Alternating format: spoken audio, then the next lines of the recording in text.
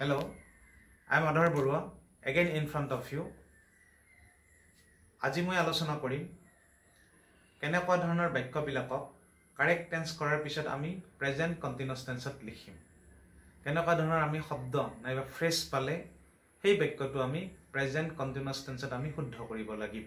সেই সম্পৰ্কে আমি জানি থোৱা ভাল ছাত্ৰ ছাত্ৰীবিলাকে জনা দৰকাৰ এটা বৰ্ডত মই কেইটামান ইম্পৰ্টেন্ট শব্দ লিখিছো তাৰে আগতে মই এই কথাখিনি মাতি দিছো Present continuous tense is used if the sentence has the following words. Present continuous tense ketia ব্যবহাৰ হ'ব যদিহে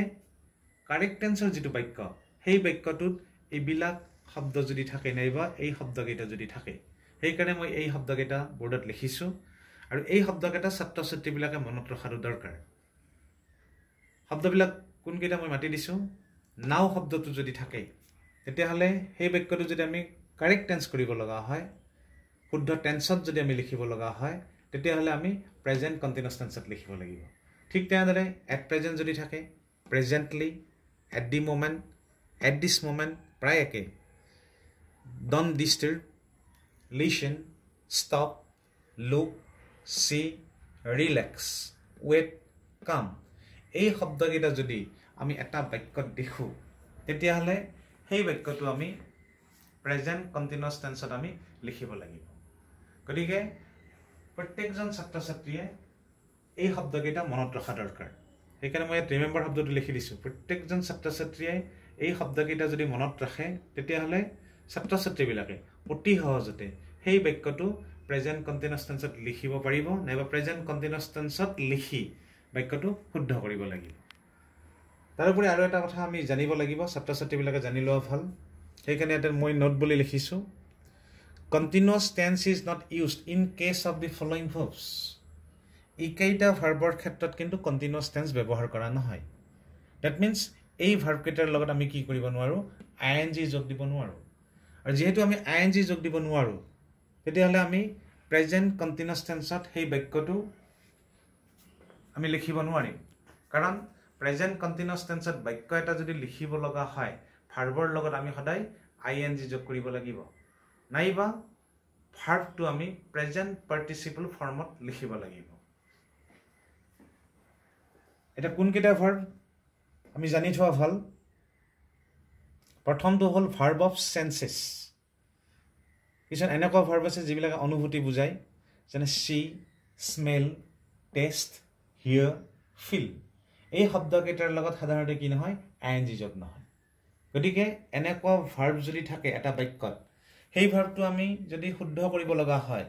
কাৰেক্ট টেন্স যদি তাৰ লিখিব লগা হয় তেতিয়া সেই বাক্যটো আমি প্ৰেজেন্ট কন্টিনিউয়াস টেন্সত লিখিব নোৱাৰো ঠিক তেনেদৰে নম্বৰ 2 verbs of emotions যিবিলাক ভাৱে নাইবা ক্ৰিয়াই আবেগ বুজায় যেনে love like dislike hate desire fear wish want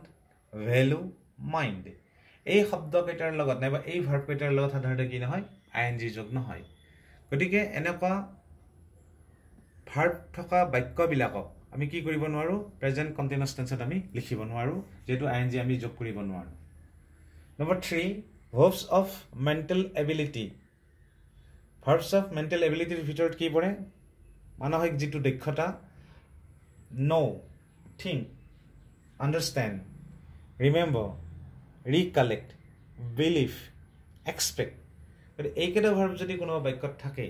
কোনো এটা বাক্যত যদি থাকে গতিকে সেই ভাৰ্বটোৰ লগত আমি কি কৰিব নোৱাৰো ing যোগ কৰিব নোৱাৰো and last one number 4 verbs of possession possession means নিজৰ বুজায় own belong possess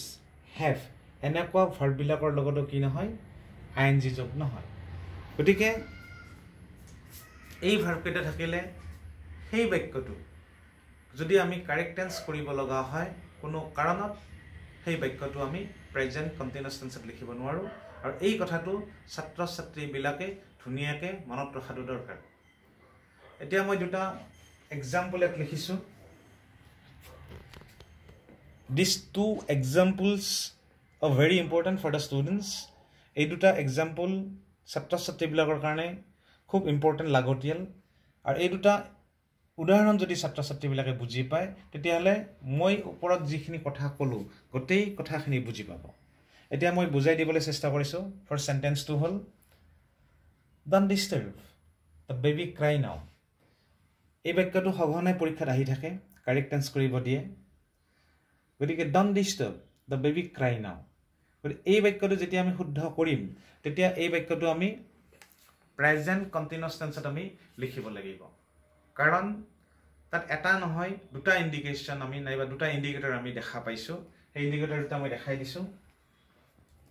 প্ৰথম ইন্ডিকেটৰটো হ'ল নাও নাও শব্দটো যদি থাকে মই আৰম্ভণিতে কৈছিলো নাও শব্দটো যদি থাকে এটা বাক্যত তেতিয়াহলে সেই বাক্যটো আমি প্ৰেজেন্ট কন্টিনিউয়াছ টেন্সত আমি শুদ্ধ কৰিব লাগিব ঠিক তেনেদৰে আৰম্ভণিত কি আছে বাক্যটোৰ don't disturb that means ইয়াত লিখিছো মই don't disturb গতিকে don't disturb যদি থাকে এটা বাক্যত সেই বাক্যটো আমি প্ৰেজেন্ট কন্টিনিউয়াছ টেন্সত আমি শুদ্ধ কৰিব লাগিব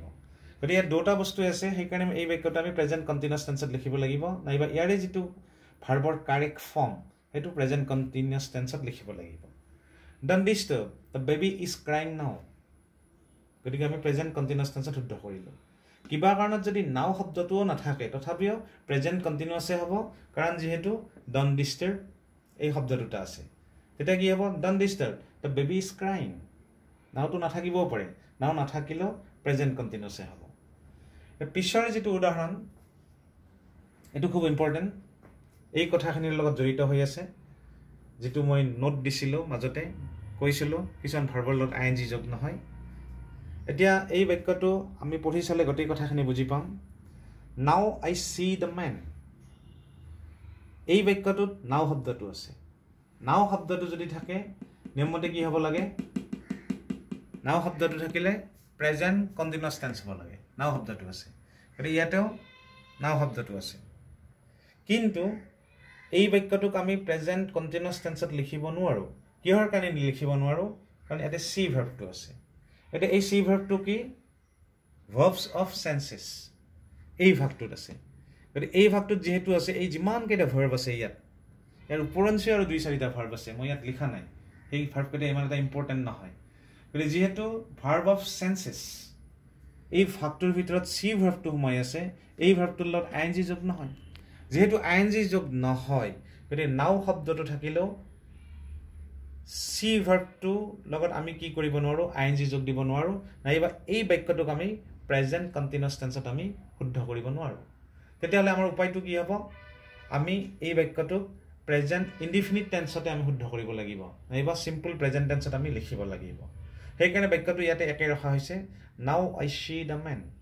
now I C the man গতিকে এটো চেঞ্জ হোৱা নাই কিবা কাৰণত যদি ইয়াত